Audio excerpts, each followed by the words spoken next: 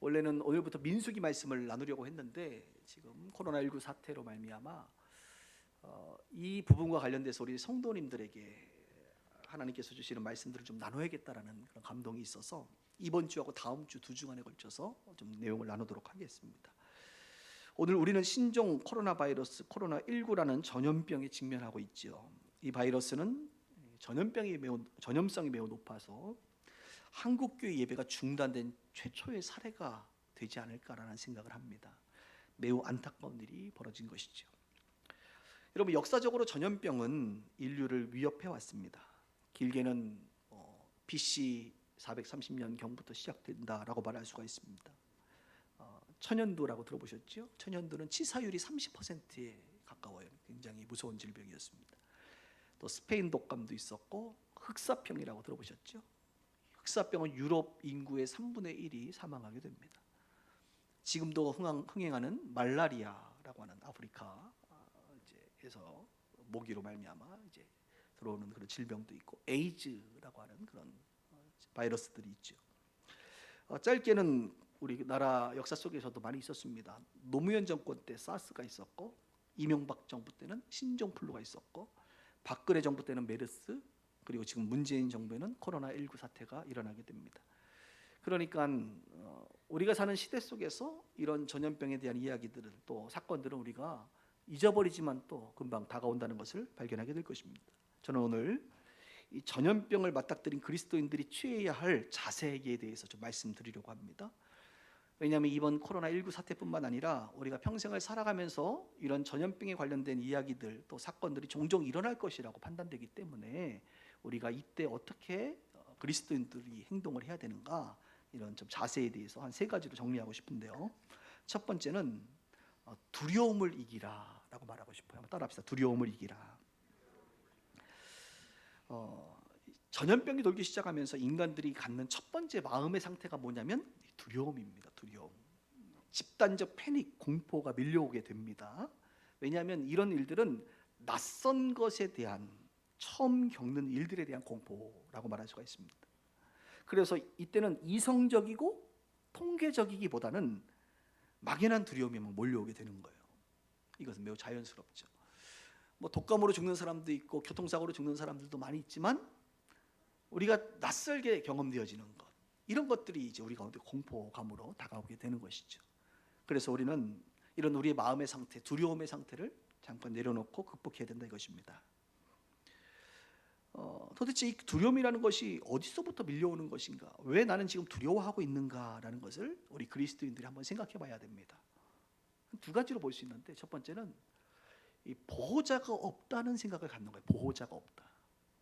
그러니까 내 자신을 지금 누가 지켜야 됩니까? 내가 지켜야 되는 거예요. 내 자녀들도 누가 지켜야 됩니까? 내가 지켜야 되는 거예요. 그러니까 우리는 지금 이런 사태로 말미암아 나와 우리 가족을 지켜야 될 사람은 누구다? 나밖에 없다라고 하는 이 생각. 이상하게도 이때가 되면 사람들은 하나님을 인식하지 못합니다. 하나님의 도우심, 하나님의 보호하심을 믿지 못합니다. 평상시에는 하나님이 계시고 하나님이 나의 도움이십니다, 하나님이 나의 힘이십니다, 그분이 나의 방패십니다라고 고백하고 찬양하지만 이런 순간적인 패닉 상태가 오면 하나님을 인식하지 못해요. 우리를 도우시는 그 하나님을 인식하지 못하고 내가 무언가 해결해야 된다라고 하는 생각이 우리 가운데 있기 때문에 이 두려움 가운데 우리가 쌓이게 된다는 것이죠. 오늘 우리가 예배를 시작하면서 시편 91편을 묵상기도하면서 제가 읽어드렸는데, 거기 보면 아주 중요한 표현이 몇 개 나오는데 이런 표현이 나와요. 전능자의 그늘 아래에 사는 자요. 우리가 어디에 산다고요? 전능자의 그늘 아래에 산다는 거예요. 동의하십니까? 저와 여러분들은 전능하신 하나님의 그늘 아래 사는 자라는 거예요. 이런 표현이 나와요. 전염병을 두려워하지 아니하리로다.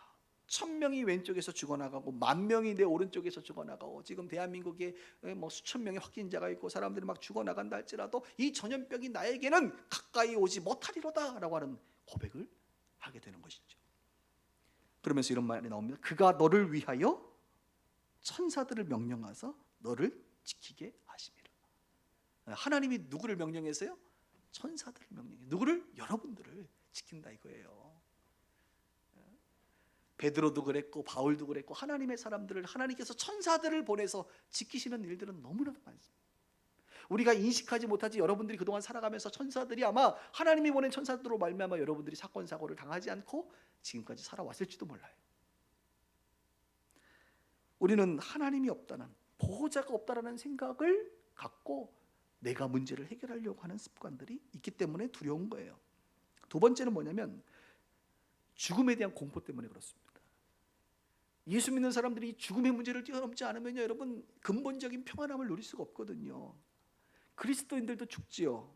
노화돼서 죽고, 질병으로 죽고, 사고로 죽고, 전쟁으로 죽고, 자연재해로 죽고, 코로나19로 죽고, 뭐 죽어요 사람들이.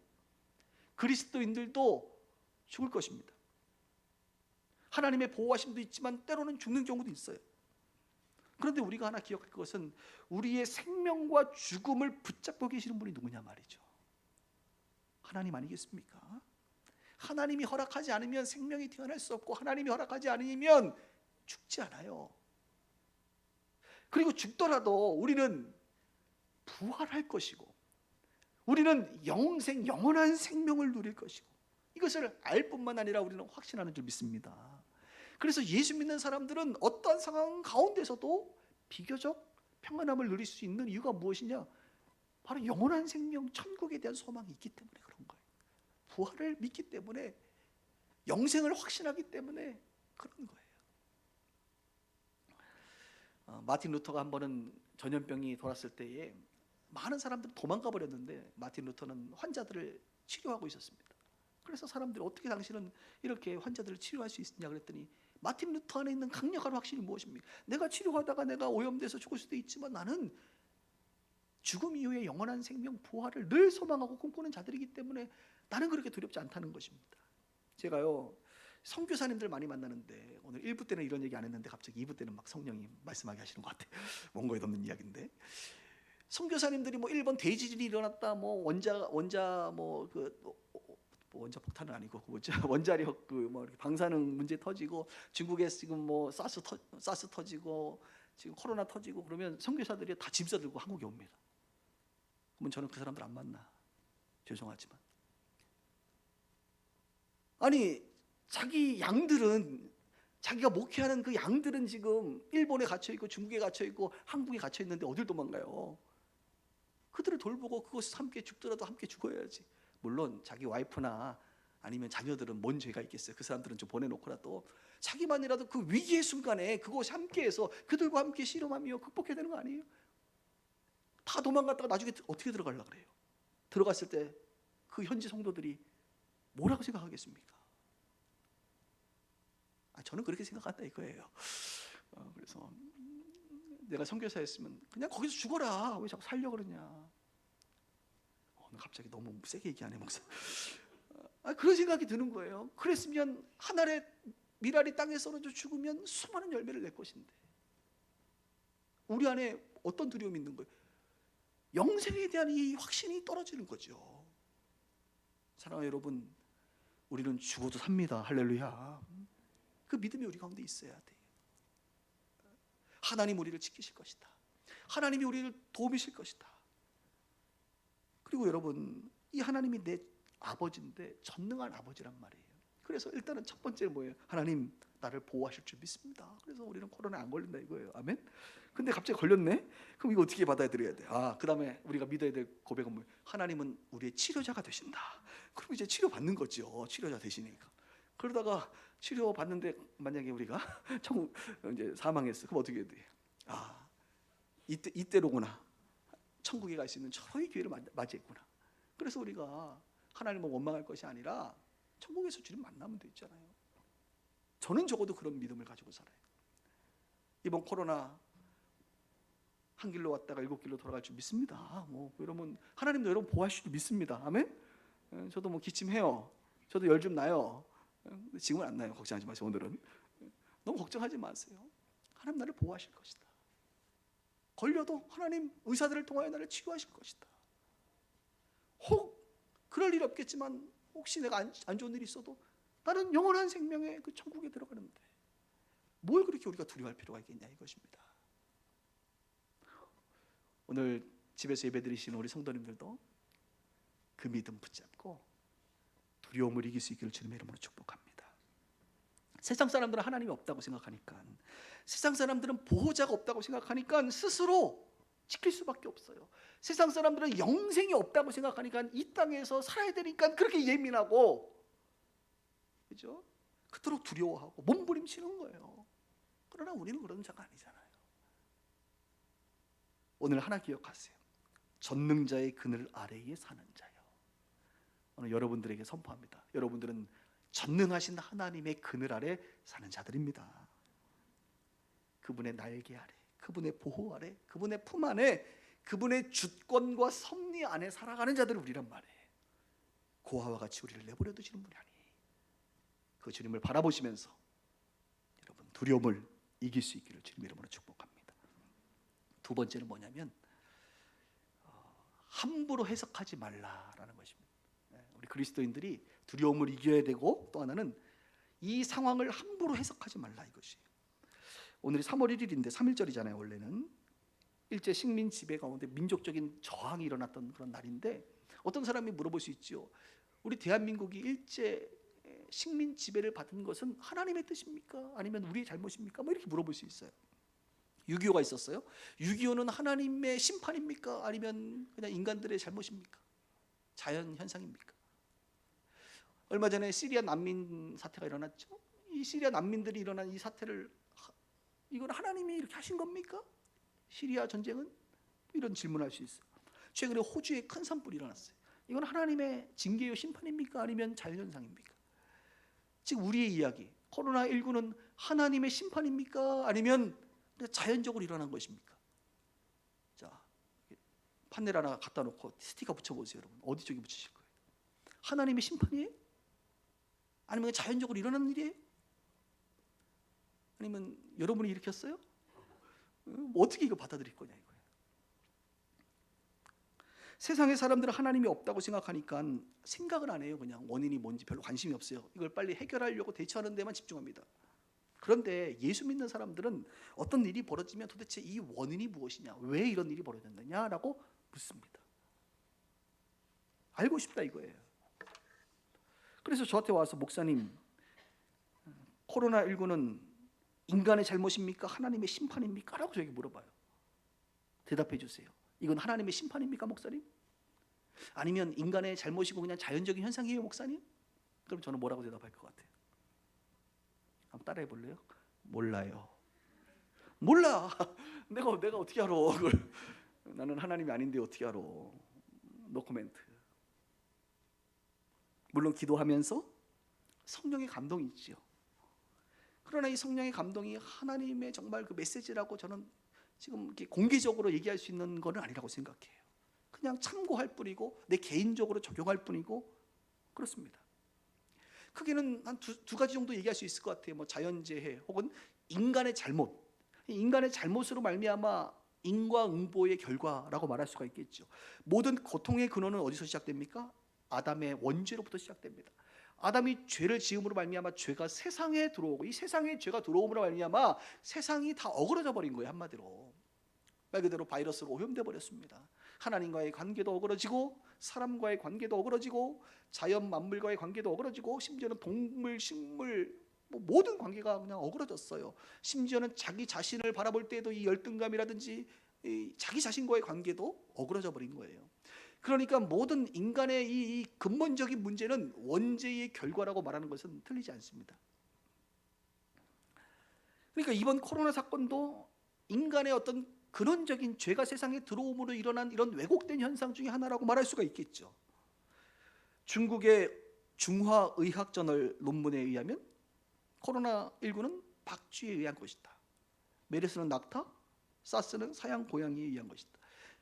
그러니까 동물들과 식용으로 할 수 있지만 때로는 식용을 좀 거부해야 될 그 오염물이 있기 때문에 레위기에도 무엇을 먹고 무엇을 먹지 마라 라고 하는 이 주님의 가르침이 있지 않습니까?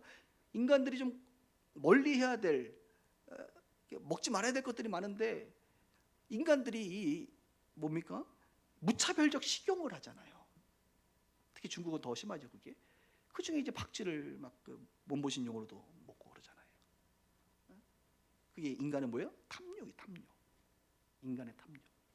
함께 어울려 살아야 될 인간들이 탐욕을 부릴 때 이런 원인이 결국은 우리의 인간의 고통을 가져다 주기도 한다 이것입니다. 전쟁도 마찬가지죠. 인간의 탐욕과 죄성으로 말미암아 결국 우리 스스로들이 일으키는 그런 죄의 결과라 이것입니다. 그러나 꼭 그런 것만 있는 것은 아니에요. 하나님의 심판적 요소가 있습니다. 성경은 꽤 많은 경우 하나님께서 인간을 심판하실 때 전염병을 언급합니다. 예레미야 24장에 보면 내가 칼과 기근과 전염병을 그들에게 보내어 멸절하리라. 누구 말입니까? 하나님 말씀이세요. 내가 칼과 기근과 전염병을 보낸다. 누가 보낸다고? 하나님이 보낸다고. 칼은 뭡니까? 전쟁. 기근은 무엇입니까? 고갈, 그죠? 흉년 이런 거죠. 전염병은 말 그대로 지금 같은 전염병들이에요. 근데 이 말씀은 예레미야에만 나오지 않아요. 성경 곳곳에 나와요. 말세가 되면 더 그렇다는 겁니다. 말세. 마태복음 24장, 누가복음 10장 이런 데 보면요. 말세에는 전쟁과 기근과 전염병이 있다. 패턴이 똑같아요. 이건 세트로 움직입니다. 전쟁과 기근과 전염병. 그리고 지진 이런 것들이 일어난다는 거예요. 그럼 하나님께서 정말로 전염병으로 사람을 죽인 적이 있느냐? 있어요, 성경에. 민수기 14장에 보면 가나안 정탐 사건 가운데 이스라엘 백성들이 하나님을 전적으로 불신해버리지 않습니까? 그때 하나님이 뭐라고 말하느냐? 내가 전염병으로 그들을 쳐서 멸하리라. 근데 다행히 모세의 중보기도로 말미암아 하나님께서 치시지 않았죠. 근데 하나님의 말씀이 전염병으로 친다 그랬어요. 사무엘상 21장에 보면 다윗이 잘못된 인구조사를 하게 됩니다. 이것은 교만이고 하나님에 대한 불신이거든요. 그때 하나님께서 징계를 뭘로 합니까? 전염병으로 합니다. 그때 몇 명이 죽어요? 7만 명이 죽어요, 여러분. 그러니까 사람들이 하나님은 사랑의 하나님이시잖아요. 어떻게 하나님이 전염병으로 사람을 심판하실 수가 있으세요? 이건 우리가 받아들일 수가 없습니다, 목사님이라고 여러분들이 얘기해도 이 시대 사람들은 내가 원하는 하나님을 말해주기를 원해요. 내가 하나님을 그려놓는단 말이에요. 모형도를 만들고 이 완성품을 만들어놔요. 이런 게 하나님일 거야. 성경의 그 내용들을 내가 종합해봤을 때 하나님은 이런 분이시야, 이런 분이셔. 그래서 내가 하나님을 만들어 놓고 하나님께서 전염병으로 사람을 죽여. 이건 내가 만든 하나님에게는 없는 거야. 이거는 아닐 거야. 그래서 여러분 오늘이라든지 다음 주라든지 계속 보세요. 이제 목사님들 중에 양극단으로 나눠질 겁니다. 이번 코로나 사태는 하나님의 심판입니다라고 주장하는 사람이 있을 것이고, 어떤 사람은 하나님은 그런 분이 아니다. 이것은 그냥 인간들의 죄악으로 말미암아 세상에 일어나는 자연 재해와 같은 것이다라고 주장하는 사람이 있어요. 목사님의 생각은 뭐예요? 몰라요. 이거예요. 저는 뭔지 모르겠어요. 하나님의 심판이 아닐 수도 있어요. 그냥 자연 재해 중에 하나의 현상일 수 있어요. 반대로 하나님의 심판적 요소가 있을 수도 있어요. 그러나 우리는 이것을 분명하게 말할 수는 없습니다. 그냥 우리는 몰라요. 하나님이 이런 식으로 심판하지 않는다라고 말하는 것은 정직하지 못한 거예요. 어찌면 사람의 듣고 싶은 이야기들을 해주는 선지자적인 어떤 목회자의 사명을 감당하지 못할 때도 있는 거예요, 사람들이. 그래서 현대 목회가 힘든 거예요. 왜? 성도들이 듣고 싶은 이야기를 해줘야 되니까. 그렇다고 해서 제가 지금 하나님의 심판이라고 주장하는 거 아닙니다, 여러분. 오해 없기를 바라요. 우리 목사님은 좌로나 우로는 항상 치우치지 않고 잘 모르시는 분이시다, 이렇게 여러분들이 생각하시면 되겠습니다.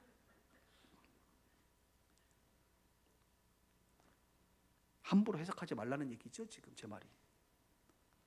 함부로 기독교인들이 하나님의 심판이다 아니다 그냥 자연재해다라고 함부로 떠들지 말라는 거예요. 단정 짓지 말라는 거예요. 하나님의 깊은 뜻을 우리가 다 알 수 없다는 거예요. 근데 분명한 게 있습니다. 원인이 어떠하든 간에 하나님은 살아계시고 하나님은 지금도 섭리하시며 이 과정 가운데 역사하시는 분이라고 하는 사실입니다. 이런 국가적인 전 세계가 신음하고 있는 이 상황 속에서 하나님이 침묵하시거나 하나님께서 여러분들 살피지 않는 게 아니에요. 하나님이 지금 살아계세요. 역사하세요. 섭리하세요. 우리는 그것을 너희는 가만히 있어 주가 하나님됨을 보게 되는 것입니다. 저는 좀 그런 것 같아요. 이번에 우한에서 일어났는데, 우한이라고 하는 지역은 우리 기독교 안에서는 이미 다 알고 있죠. 중국 교회를 특별히 핍박하는데 앞장섰던 그런 지역이었어요. 한국 교회를 가장 힘들게 했던 수년간의 집단이 어딥니까? 신천지잖아요. 근데 지금 신천지를 하나님 정리하고 계시는 것 같아요. 내가 보니까. 여러분 이런 것들이 다 뭐예요?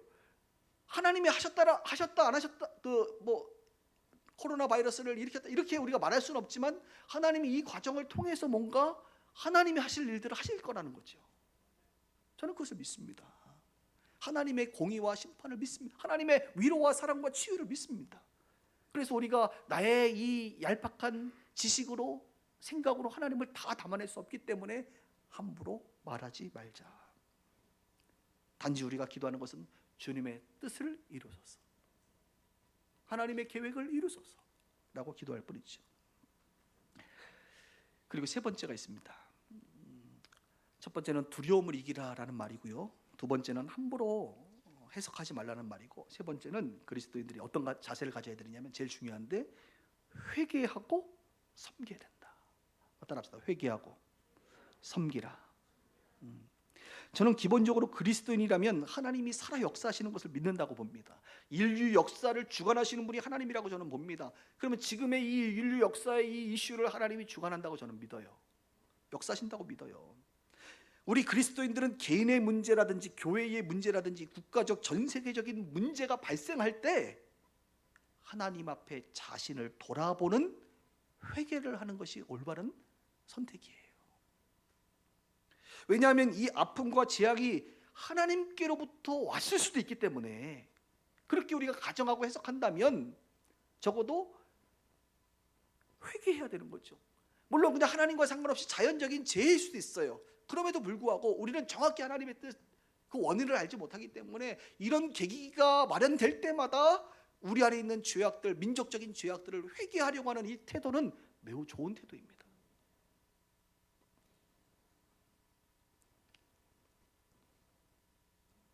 이러한 문제로 자신과 교회, 국가적 차원의 죄들을 돌아보고 회개할 기회를 얻는 것은 좋은 거예요. 우리가 얼마나 죄가 많아요. 이런 일이 벌어질 때 한번 정신 차리고 회개해야겠구나 깨닫는 거예요. 오늘 우리가 읽은 본문 역대하 7장에 보면 솔로몬이 성전을 건축합니다. 근데 하나님이 형통하게 하셔가지고 형통하기 위해서 다 완성해요. 그리고 나서 하나님이 이렇게 말합니다. 내가 이곳을 성전으로 삼겠다. 그러니까 솔로몬이 지은 이 성전을 하나님이 성전으로 삼겠대요. 하나님이 여러분들을 예수 그리스도로 구원하신 것처럼, 여러분들을 하나님의 백성으로 삼으신 것처럼 하나님이 이 성전을 삼았습니다. 그리고 나서 하나님이 하신 말씀이 그 유명한 말씀이잖아요. 13절 14절에 보니까 내가 하늘을 닫고 비를 내리지 아니하거나 메뚜기들에게 토산을 먹게 하거나 혹 전염병이 내 백성 가운데 유행하게 할 때 내 이름으로 일컫는 내 백성이 그들의 악한 길에서 떠나 스스로 낮추고 기도하여 내 얼굴을 찾으면 내가 하늘에서 듣고 그들의 죄를 사하고 그들의 땅을 고칠지라. 무슨 말입니까? 비나 메뚜기나 전염병이 오는데 누가 이걸 보낸다는 거예요? 내가. 그러니까 우리가 인정해야 되는 거예요. 하나님이 때로는 비를 닦거나 하나님이 때로는 메뚜기를 보내거나 하나님이 때로는 전염병을 보낼 수 있다, 이 말이에요. 아니면 하나님이 보내지 않아도 자연적으로 그런 일들이 일어날 때 우리가 깨달아야 되는 거예요. 뭐예요? 악한 길에서 떠나서 기도하며 낮추며 회개하며, 그러면 주님께서 우리의 죄를 사하여 주시고 땅을 고쳐주실 것이다. 이 전 세계적인 확산을 누가 과연 막을 수 있겠는가? 물론 한국의 의학 수준이 대단합니다. 그러나 저는요, 기본적으로 하나님이 역사하지 않으면 안 될 것 같아요. 여러분도 그렇게 생각하십니까? 그럼 하나님은 어떨 때에 고쳐준다는 겁니까? 이런 기회에 우리로 하여금 회개하라는 거예요. 회개. 그러면 회복시켜 준다는 것입니다. 제가 이번 주 수요일 날 저녁에 한동희 전화를 받았습니다. 우리 신년 집회 그 강사였던 이은상 목사님 아시죠? 여러분, 선교사님 이번에 책도 쓰시고 미얀마 선교하시는 우리 여성 목사님 계시잖아요. 그분이 연락이 왔어요. 저 저녁에 왔어요. 보통 저녁에는 이렇게 전화를 우리가 서로 다 안 하는데 저녁에 와서 굉장히 목소리가 심각하길래 제 방에 들어가서 이제 전화를 받게 됐습니다. 그러면서 목사님께서 굉장히 진지하고 심각하게 말씀을 좀 하시는 거예요. 저한테 뭐라고 말씀하시냐? 장 목사님, 자기가 이 코로나 사태가 터지고 나서 하나님 앞에 많이 기도를 하고 있는데 하나님께서 회개해야 된다는 마음을 많이 주셨다는 거예요. 회개. 그러면서 요나서의 이야기를 하면서 마치 요나가 니느웨, 자기가 죄진 것도 제대로 알지 못하는 그 니느웨 백성들을 향하여 회개하라 할 때 니느웨 백성들이 금식하며 회개했을 때 하나님께서 그들을 회복시키고 용서하신 것처럼 지금 개인의 어떤 회개가 아니라 국가적 차원의 회개가 필요하다. 금식이 필요하다. 이 일을 좀 도와달라. 그리고 함께 해라. 함께 좀 했으면 좋겠다. 이런 말씀을 하셔가지고 제가 그러시냐고 알겠다고. 그게 이제 수요일 저녁에 기도회 제목 전화를 받았어요. 그리고 목요일 날 다시 연락이 왔어요. 본인이 나레이션을 글을 써가지고 나레이션하고 영상을 하나님께서 보낸 어떤 미디어 팀을 통해서 영상을 만들었대. 그래서 이 영상 유튜브에 올렸고 또 그 영상을 국민일보 기자한테 보냈는데 그 국민일보에서 신문 기사를 낸 거예요. 나라와 열방을 위한 회개 금식 기도를 선포하는 그런 기사를 낸 거예요. 그리고 제가 어제 저녁에 보니까 그 영상 클릭 수가 몇 클릭 나온지 아십니까? 60만 클릭이 나왔어요. 60만 클릭. 60만. 안 놀라시네. 제 설교는 아무리 해도 여러분 60명도 안 돼요. 60만 클릭이 나왔어요. 그리고 각 단체들마다 나라마다 연락이 와가지고 이거 번역해달라 그래서 이 영상을 20개 언어로 번역을 해서 보내줬고 50개국 이상의 나라에서 교회들 단체들이 우리도 함께 참여하겠다. 그래서 그 제목이 뭐냐면 회개와 금식 3.13 3월 1일 오늘이 3월 1일이잖아요. 오늘부터 3일 동안 교회에서 모일 수 없으니까 지금 상황이 각자의 처소에서 적어도 한 끼 이상 금식하며 회개하자. 자기는 그 사명을 해야 될 것 같다고. 그래서 자기는 하기만 하고 결과는 하나님께 뭐 이름도 안 내고 아무것도 안 내니까 그냥 이 영상을 통해서 정말 많은 사람들이 이런 기도 운동에 참여하면 자기는 자기 사명을 다한 것이라고. 그래서 그 영상을 좀 이따 보여드릴 거고 또 여러분 12시 40분에 되면 여러분 문자로 다 갈 겁니다. 제가 그 영상을 보면서 저도 결심했어요. 나도 오늘부터 3일간 점심 금식하면서 회개해야겠다. 지금 코로나 사태를 보면서 아마 하나님의 사람들 중에 많은 사람들이 회개해야겠다라는 마음을 다 갖고 있을 거예요. 근데 거기에 이제 성냥불로 탁 붙인 거나 마찬가지. 하나님께서 우리의 회개 기도를 저는 받아주실 거라고 믿습니다. 그리고 이 땅을 고쳐주실 거라고 믿습니다. 또 하나는 회개할 뿐만 아니라 우리가 세상을 섬겨야 됩니다. 제가 엉뚱한 생각을 해봤어요. 우리 아내에게 여보 당신 마스크가 얼마나 있어? 그랬더니 다음 주까지 쓸 마스크는 있는 것 같은데 우리도 좀 구해야 된다고 그러더라고요. 그래서 제가 어떤 생각이냐면 한 마스크 100만 개만 우리가 좀 비축해 놓을 걸. 그러면 이번 기회에 갈매동에 마스크 다 대란이잖아요. 제가 봤을 때는 이게 당분간 이게 참 쉽지 않을 것 같아요. 왜냐하면 500만 개 매일 푼다 그래도 국민이 5천만 명인데 뭐 10분의 1이잖아요. 열흘에 하나 정도 얻는 게 데이터로 제 머릿속에 나오는데 이게 참 뭐 쉽지 않은 일이다. 마스크 문제가. 뭐 이런 생각을 갖게 되는데 이렇게 어려울 때 정말 사람들이 꼭 필요한 게 있잖아요. 그 필요한 것을 교회가 섬길 수만 있다면 얼마나 좋을까.